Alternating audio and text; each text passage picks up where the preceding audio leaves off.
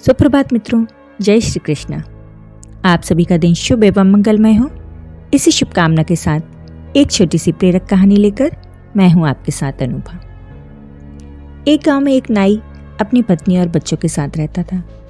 वह अपनी कमाई से खुशी से जीवन चला रहा था। उसे किसी प्रकार का लालच नहीं था। नाई की पत्नी भी अपने पति की कमाई हुई आय से बड़ी कुशलता से अपनी गृहस्थी चलाती थी। कुल मिलाकर उनकी जिंदगी बड़े आराम से हंसी खुशी से गुजर रही थी। एक दिन वहां के राजा ने नाई को अपने पास बुलाया और कहा कि तुम रोज महल में आकर मेरी हजामत बना दिया करो। नाई इस कार्य के मिलने से बहुत खुश हो गया। नाई को रोज राजा की हजामत बनाने के लिए एक स्वर्ण मुद्रा मिलती थी।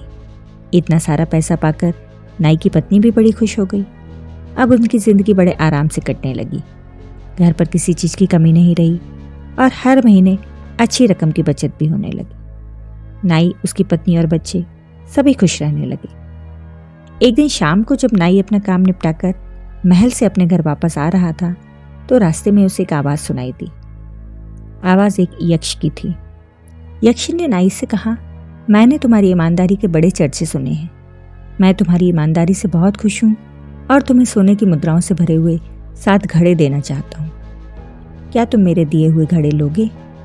नाई पहले तो थोड़ा डरा, फिर दूसरे ही पल उसके मन में लालच आ गया और उसने यक्ष के दिए हुए घड़े लेने का निश्चय कर लिया। उसने हाँ में उत्तर दिया तो यक्ष ने कहा, ठीक है, 7 घड़े तुम्हारे घर पहुंच जाएंगे। नाई जब उस दिन घर पहुंचा तो वाकई में उसके कमरे में 7 घड़े रखे हुए थे। नाई ने तुरंत अपनी पत्नी को सारी बातें बताईं और दोनों ने घड़े खोलकर देखना शुरू किया। उन्होंने देखा कि 6 घड़े तो पूरे भरे हुए थे, परंतु 7वां घड़ा आधा खाली था।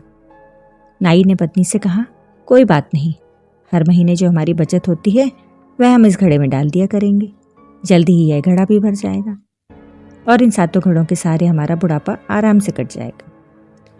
अगले ही दिन से नाई ने अपनी दिन भर की बचत को उस 7वें घड़े में डालना शुरू कर दिया। वह रोज अपनी मेहनत की बचत उस घड़े में डालते, परंतु वो घड़ा तो कभी भरता ही नहीं था। धीरे धीरे नाई कंजूस होता गया और घड़े में ज़्यादा पैसे डालने लगा, क्योंकि उसे जल्दी से अपना 7वां घड़ा भरना था। नाई की कंजूसी के कारण अब घर में भी कमी आनी शुरू हो गई थी, क्योंकि नाई अब पत्नी को कम पैसे देता था। उसे लगता था कि वह जल्दी से जल्दी 7वें घड़े को भर दे। अब नाई के घर में पहले जैसा वातावरण नहीं था।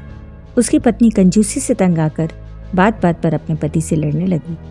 घर के झगड़ों से नाई भी परेशान रहने लगा और चिड़चिड़ा हो गया। एक दिन राजा ने नाई से उसकी परेशानी का कारण पूछा।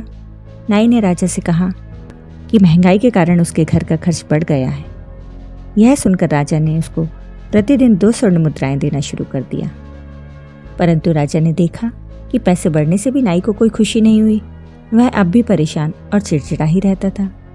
एक दिन राजा ने नाई से पूछ लिया कि कहीं उसे यक्ष ने 7 घड़े तो नहीं दिए हैं। नाई ने राजा को 7 घड़े के बारे में सच सच बता दिया। तब राजा ने नाई से कहा कि 7 घड़े यक्ष को वापस कर दो, क्योंकि 7वां घड़ा साक्षात लोभ है। उसकी भूख कभी नहीं मिटती। नाई को सारी बात समझ में आ गई।